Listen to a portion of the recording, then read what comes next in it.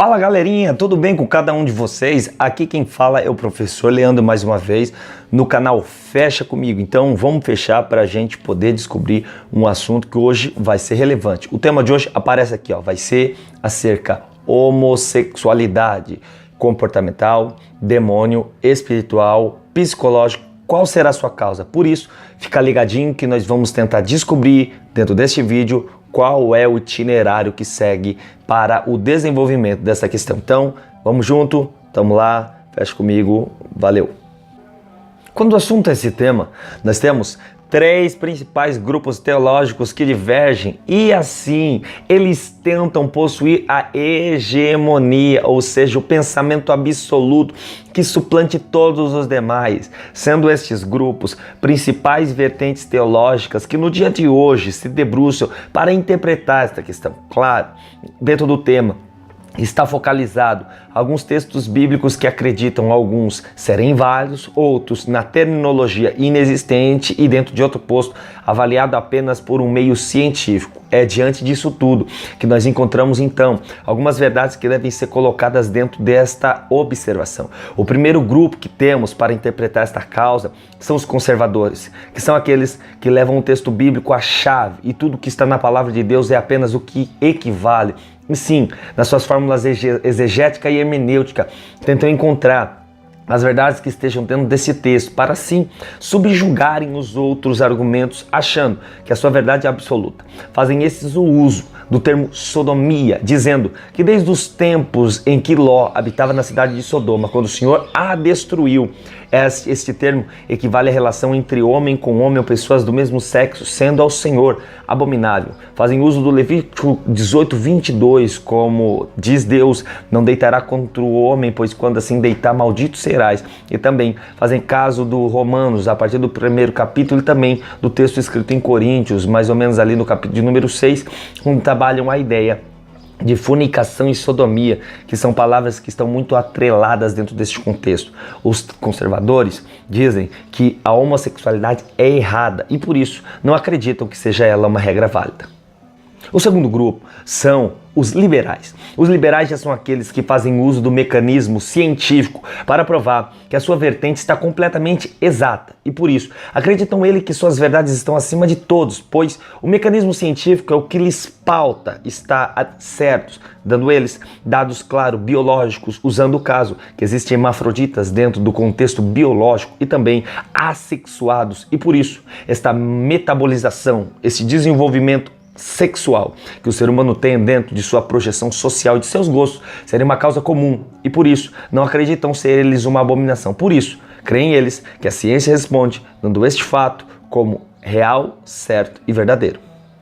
O terceiro são os da teologia inclusiva. Esses já são propriamente praticantes da área. Por isso, a teologia inclusiva é uma nova área, que inclusive já produz até material. A Bíblia inclusiva chegou ao Brasil trazendo um novo dispositivo para que esses que são adeptos a esse tipo de pensamento e creem que ele seja uma verdade absoluta, seja para eles um mecanismo justo e hábil para que estejam justificados diante de seu argumento e assim não acreditam eles estarem errados. Por isso, julgam eles, segundo esse critério, estarem seguindo um predicado que esteja diante de uma verdade e por isso os demais estão errados. Na linha avaliativa, teríamos algumas perguntas que pautaria. A primeira delas seria a homossexualidade uma questão real, séria, necessária, justa, praticável ou seria abominável aos olhos do Senhor? Pois é, se nós olhássemos segundo o paradigma bíblico, nós olharíamos que o primeiro grande ponto que os conservadores colocam é um ponto que nós deveríamos observar. Nós não estamos falando do caso da opção sexual, pelo fato de que nós entendemos que toda a sociedade ela tem um problema. Esse problema nós chamamos de problema do mal. Santo Agostinho já lavrava que toda a natureza humana ela sofreu uma perversão, e uma perversão desde a queda de Adão. Seguindo por esse paradigma, até na área da sexualidade, nós na teologia encontramos um argumento e até na filosofia, no problema do mal, que o gênero sexual está em detrimento, sofrendo cada dia mais uma deturpação. Mediante isso, sabemos que há um grande contexto a ser avaliado dentro de diversas posições. Por isso, o problema do mal é o ponto-chave para nós encontrarmos uma resposta para este fim. E por isso, não podemos dar conclusivas muito lógicas, pelo fato de que algumas pessoas fazem a pergunta: será que alguém nasce homossexual? Será que a pessoa escolhe? Será que é demônio? Será que é uma legião de potestade ou um principado ou até mesmo uma maldição hereditária? Não, não é nada disso. É apenas o gênero que está sofrendo sua perversão pelo problema do mal. Uma coisa é o mal moral, é o problema do pecado, as diretrizes que nos fazem quebrar as regras espirituais e os propósitos de Deus. O outro é a natureza comum, sofreu a influência de um problema que é a ausência de Deus. Claro, nós, com a ausência de Deus por completo, sofremos o efeito deste mal. O gênero não está fora disso, o caráter moral também não, a ética, o pressuposto, as boas posições para com Deus, tudo isso é afetado por este problema.